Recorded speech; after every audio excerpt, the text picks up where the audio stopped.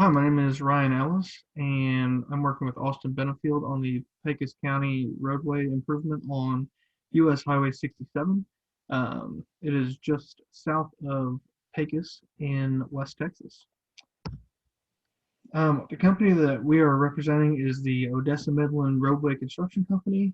Our home office is in Odessa, employing 15 full-time employees, and we service the Midland, Odessa, and surrounding rural areas for all roadway and construction needs. For this project, the owner is the state of Texas, the Department of Transportation, and the engineer of record is Sandra Sinton.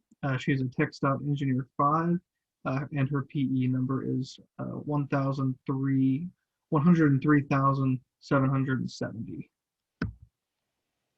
The total bid item package includes 122 items on the final bid sheet.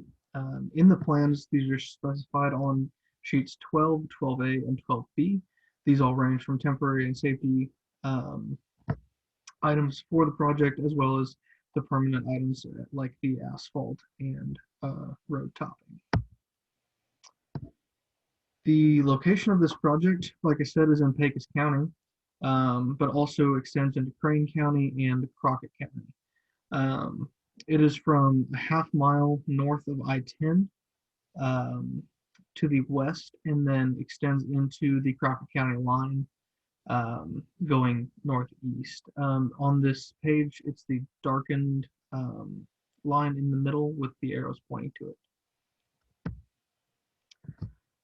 For this job, we're going to have a 400 square foot job trailer placed along the central location with access to power.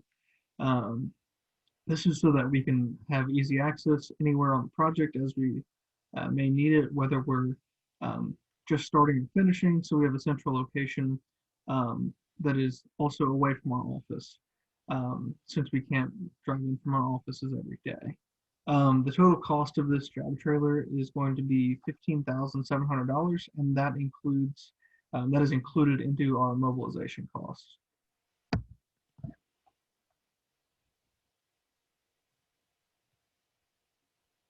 And Okay. Oh. So we got stations. This project, since it splits two counties, the station's about halfway reset, but it's from station 3500 to 462.19. It's roughly 31 miles.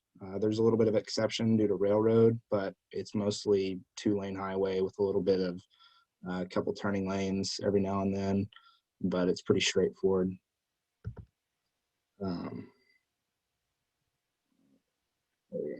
So they give an abundance of sheets in this plan set. Most of the bid items are located at the front, 11 through 11B, and then pages, I think, 12 through 14 are the sequence they want the project to go in. They also provided a survey sheet on page 3 for us to be able to build off of.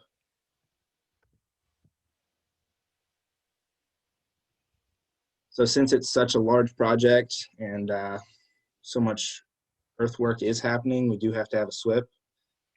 They have actually included one for us, and they've also included a very in-depth erosion plan, so we can make sure that we don't have too much washout or any issues with sediment leaving the site.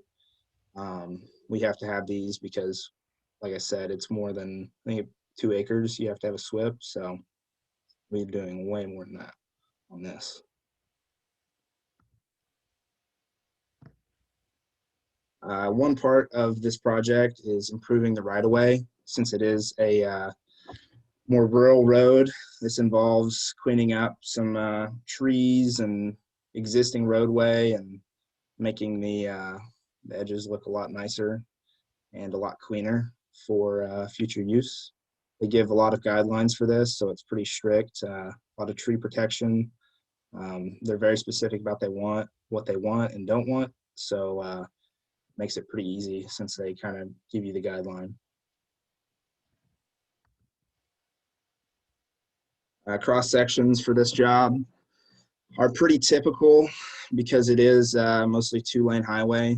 They provide a few of these. Most of the cross sections are just showing the difference between a two-lane to three-lane to four-lane part of the roadway, along with the elevation variances. So definitely need those.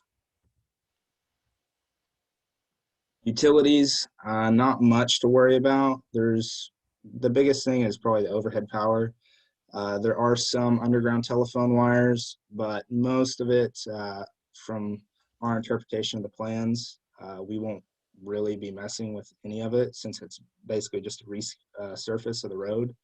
We do widen a little bit, but for the most part, we don't really encounter these utilities, nor do we have to worry about them that much in our bid.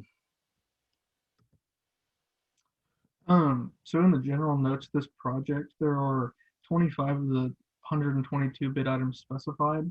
And these are just different things regarding how they want them set up, how they want it completed, and if there's any legality attached to it, it'll be included in there.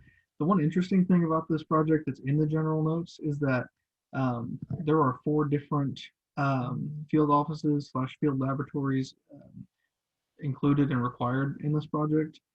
2 of them are for testing, and then there's 2 requirements for field offices, and that's something a little bit different that you don't see on every project. So work packages that we modularized for this project include earthwork, erecting box culverts, road and culvert backfill, base and surface course of the road, and then painting and finishing of the road. So what is in the earthwork package is preparing the right-of-ways, preparing embankments, excavating what needs to be, and then adding on to the existing surface, and then blading as well.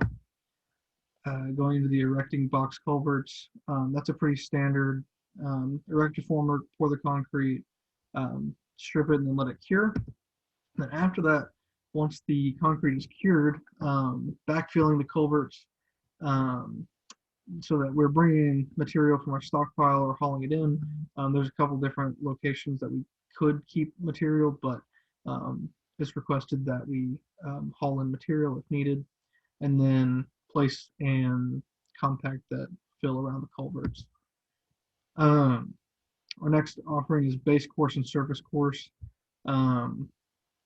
We'll compact that, and after it's excavated and ready, water it, put down the base course, compact it, let that get ready, and then add the surface course and pave it, and then compact it and finish it so it's ready for the next thing, which is the painting and finishing of the roadway, and that's rumble strips, striping, reflective paint, and then finishing signage for that.